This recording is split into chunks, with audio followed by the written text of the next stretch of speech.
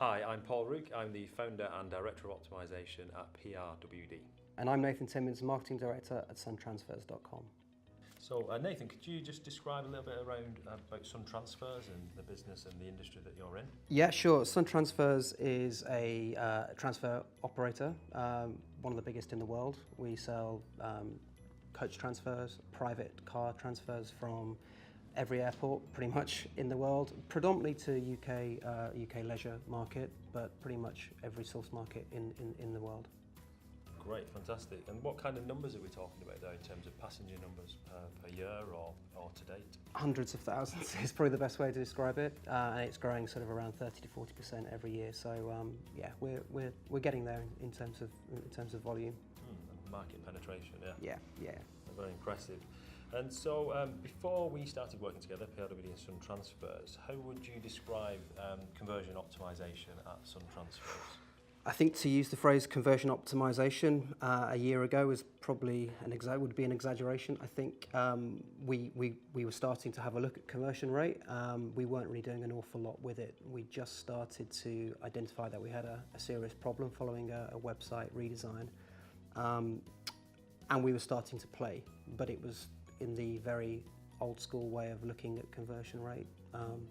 Changing a few colours, changing a few buttons, and hoping that the world would look a better place. And unfortunately, that wasn't the case. But it was pretty basic, looking at the likes of Hotjar and AB Tasty, but really not knowing what to do with it and how to prioritise it. So basic in a word, very basic. Yeah. Okay. So the PRWD's conversion optimisation maturity model is something that we used at the start to kind of identify where Suntransfers were across the 4 pillars of conversion optimisation. So kind of in the kind of strategy and culture area, what would you say were the kind of biggest challenges or the opportunities in that area around the culture? I think as a business we had buy-in because thankfully I had a very good relationship with the owner of the business. There was an element of trust, and I think what was quite clear was they were willing to listen to what I had to say and to sort of to look at some of the numbers and to take what my sort of advice was, which was refreshing, coming from a very large company which usually needed sort of months and months of proof of concepts and business case logic. So I think we were willing to learn and willing to change. It just needed the right numbers and a plan in place to do that. So I count myself as being relatively lucky in the fact that we had the support of the business behind us to do what we needed to do, and we just needed the data to support it moving forward. Yeah, well, I've got to say, I count myself lucky and the agency for you to approach us originally, because to have you in your kind of marketing director position, completely new to the business and new in terms of bringing optimisation in, but the influence that you had because you had that previous experience we felt was very influential in terms of getting this off the ground. Yeah, no, I think, as I said, for me, it was easy to get the buy-in. You put your neck on the line to a certain degree by sort of asking for an amount of budget, because as a business we don't have budget earmarked for certain projects. So this was a case of, look, we'll take this money, it was used, well, maybe we'll take it out of Google because we need this to invest. I've talked about this before, but it was quite an easy sell. In all honesty, so I'm very thankful, and it's because I know it can be hard. It can be hard. Yeah. Okay. Great. And then, in terms of there's the understandably though the challenges around actually making this work and bringing this in after the initial buy-in. What are the kind of things that come to mind when we're thinking about what challenges did you know that as a business you would need to overcome to really make this work for Suntransfers? I think from a people point of view, I mean, obviously the reason we approached you and your agency was because you had access to those people and processes. But obviously we knew that we needed to support that as well. And we didn't have, we have good people, but we didn't have people with the experience in this field. So for me to try and get sort of to tackle that was going to be hard, because we needed people to learn quickly. Yeah. And I think the other challenge as well was, we have a big development team and a good development team, but they perhaps were not used to continually doing any testing. They were splitting their time around sort of back-end work and a little bit of front-end. So to be then sort of led from more of a marketing sort of area was potentially going to be a challenge. But in the main, it was quickly overcome through early success and through again having good people with an open mind. Again, something which we've been really lucky to have as well. But I think we got some early success in, and I think people start to buy into it and they can see things working. I think that's important. Yeah, I think that you mentioned there, like about being open-minded. It's something that, as I personally feel, has really helped to kind of build momentum of this. In that, from kind of Marion at the very top of the business, being open-minded, being innovative, wanting to keep challenging things and questioning how you've always done things. That really helped kind of build that experimental.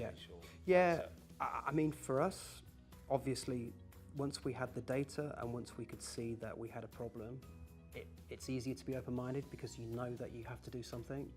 So I think getting that in place and start to get into the depth of some of that data to see where the issues were.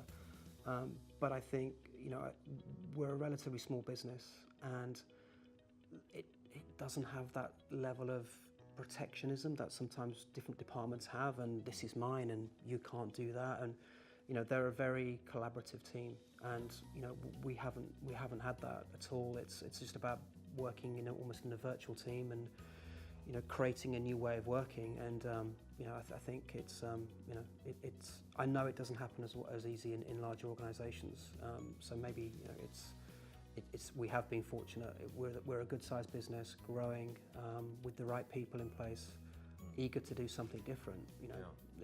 They were just maybe just stuck in a way of working, which maybe nobody necessarily agreed with, but we just needed the processes and thinking to change it. And it was it's not perfect, but it's changed a lot, and I think the way we work is far better now. Yeah, absolutely. I think so. We talked there about the kind of experimentation as a mindset and open-mindedness. Also, I'd like to just talk about customer centricity and where you feel Suntransfers were, like before engaging with PRWD, like how customer-centric or not. Where do you feel you were as a business? I think we're a business that thinks of its customers in as much that we have a very strong customer service ethos. So we invest a lot in our customer service team. Yeah. We have very high standards. I think perhaps what we weren't doing as much is looking at what our customers demanded and needed on our website, and then feeding that into the user experience. So I think we were a very customer-focused company, but as I said, we probably weren't feeding it into everything we did on the website. And I think that's changed a bit. Again, we've got work to do, but I think by doing user research, running sessions, collecting data from polls, analytical data, we've now got to a point where we feel that we've got a better understanding of what people want from our website, what they're having issues with, what products we need to develop on the website to make their experience easier. So I think that's a natural progression from us as a business, which we like to think one of our differentiations is the fact that we have a high level of customer service. Yeah. So it's a natural thing for us to provide that in the user experience as well. Yeah, well, I've got to admit, the customer satisfaction and customer rating reviews that Suntransfers have across all the kind of major review centres is stronger than any other client we work with. It is phenomenal. It really does demonstrate that real focus on the broader customer experience. It's really important to us. It's really important to the owners of the business. That's what we do. It's something that we're asking people to pay for a service, and we need to provide them a great service because there is competition out there. People can hop in a taxi at the airport. We need to provide them with a level of service that means that we're a vital part of their travel product. So it's critical for us, and I think we're now trying to deliver that through the user experience, and we've got work to do still to make it better. Lots of products that we want to roll out, make self-service completely self-service, but we're in a much better place, definitely. Fantastic, great. And then thinking in terms of your expectations when you brought PRWD in, so it was the start of engagement. What's it been like working with PRWD long term, and is that any different to what you expected originally? Yeah, I mean, look, whenever you go into an agency relationship, you always hope for the best, and you sort of hope that it's going to have, mutual respect and trust and collaborative. So for me, it's been a really good experience because we didn't have the ideas in place, we didn't have the process, and we've learned a hell of a lot, in a very short space of time. I think from working with a number of agencies over the years, for me it feels like we're perhaps more collaborative than any other agency relationship that I've been involved in, and I feel that there's a level of trust there, and we've got good people working on this. So I think it certainly meets expectations. It probably it goes beyond that as well, I think, because it's always a bit of a leap of faith. You try and do all the due diligence that you can, but it's a leap of faith, and I think we're obviously a year down the line, and we're working together well. So I think that's testament to sort of our views on the relationship. Well, I'd certainly echo kind of what you've been saying there. Just there's real kind of pride in us working with yourself, and that trust and respect and everything is so important, and we're on a journey together, and it's great to hear how you describe the relationship. And so I'd just like to kind of, if we just look back over the first 12 months of running the optimization program and bringing in this kind of more experimental mindset, what have you noticed any differences within Suntransfers? Are things being done differently as a result of running the optimization program? Yeah, I mean, I think things are, as I said, if you turn the clock back 12 months from where we first started, and we were changing buttons from red to green, in terms of the type of work that we're doing, it's completely different. We're literally moving, we're changing, we're rebuilding search forms. We're sort of looking at taking 2 steps out of the booking process. That's significant. We're also looking at things on how we can improve our customer service by A/B testing, sort of chatbots. So in terms of what we're actually doing, it's massively different. But I think probably more importantly, it's brought a testing culture and an inquisitive culture to the company, which is really important. It's about raising engagement levels, because people feel that if something's not working or we can improve it, they don't feel that it's going to take them 2 years to get it changed. It feels like it's a case of saying, okay, it's not working, let's find the data, let's try and find out what we can do about it, prioritize it, and there's no reason why we can't be testing that in 4 to 6 weeks. And it's down to them really to delve into the data and create the hypothesis and do it. So I think from an overall company point of view, it's about engaging people, making people feel that they can influence what they do, because I think there was a bit of a disconnect before. It's down to them identifying problems and creating solutions. So I think it for me goes beyond what we're doing purely from a CRO point of view, because that's almost become a bit more of our bread and butter. This is more about how we operate as a business and trying to get a differentiation between JDIs, let's do it, let's just make it work, and creating experiments and prioritizing things and almost putting a value on things rather than just saying we need to do this. It's like, okay, well, how important is it? So there's a bit of a process. So we need to mature in a way, because in essence we operate like a startup in some respects, but at the same time we have to apply some maturity to what we do, because we've got 100 things to do, but we've only got X number of developers, so we've got to make some calls. So I think we've matured in some respects, and well, in a lot of ways. So I think it's changed how we think as a business. I think a lot. Great, fantastic. Well, so we've just presented together on what it kind of takes to go from A/B testing and simple conversion optimization through to more thinking business optimization. Yeah. What would be the key things that you feel other brands can maybe take from your experience with Suntransfers and PRWD that can relate to their business and help them go on that same kind of journey? I guess it all comes down to being able to show value, and for me that's where it's been relatively easy, because the majority, well, not the, there's a huge number of our experiments which have delivered extra value, and I think once you get that sort of culture of testing, and some of them work, some of them don't work, but then being able to prove that there's a real value behind this, get it implemented, report back on how that implementation has gone, it becomes fulfilling, self-fulfilling, because it's easy to then say, well, let's do more, because we did this was the test, this is what we thought was going to happen, this is what actually happened, we now implemented it, it's now delivered us X million extra revenue, therefore let's find another one, let's do another one, and it becomes it becomes easy to keep doing this. It's just a question of how much you can physically do and prioritize it. So I think for me it's about getting the results and proving them,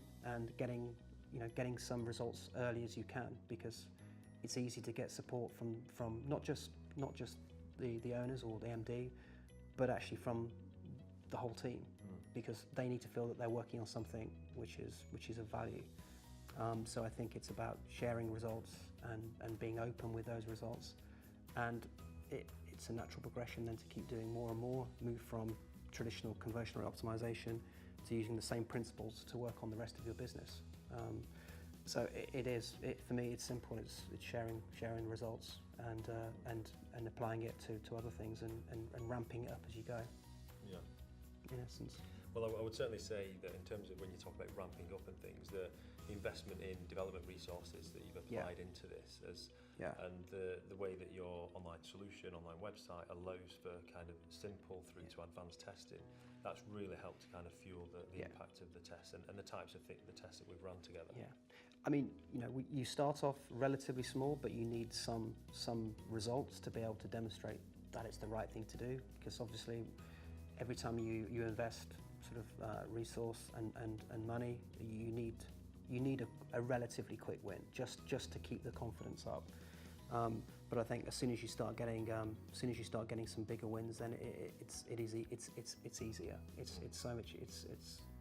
You've got an ROI, and with a lot of development effort, there's not always a clear ROI. With what we do through Google Analytics and through the testing tools, there's a relatively simple ROI, and MDs, CEOs, that's all they're interested in. Can I have access to 3 people for 4 weeks? I'll make you another 4 million euros.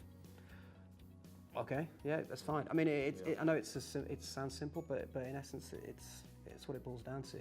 You're competing for resource, and if you can demonstrate that you can deliver it, and you have delivered it, then it's sort of a bit of a no-brainer. So I think that's the advice is to make sure you've got the data to support it and show it, really. Convince yourself, make sure you're happy with it, and then convince others. Yeah. Without the data, you're fighting with everybody else for the same opinions. Yeah.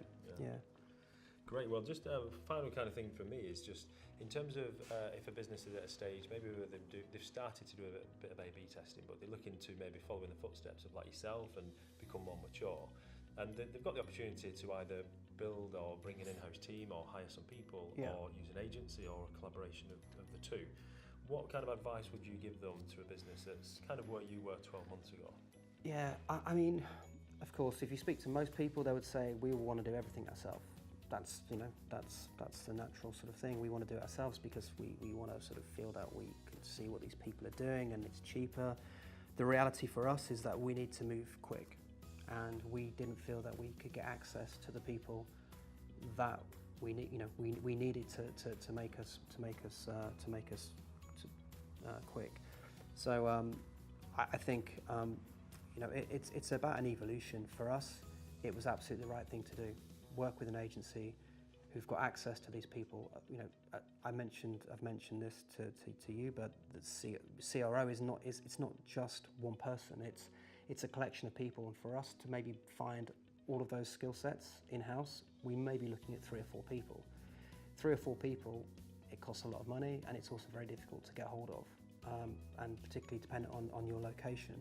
So for us, it's the right thing to do. I think over time, yeah, let's try and find ways where we can bring some of that resource in-house, and then let's work with the agency to work on bigger and better projects where we don't have that skill set in-house. Yeah.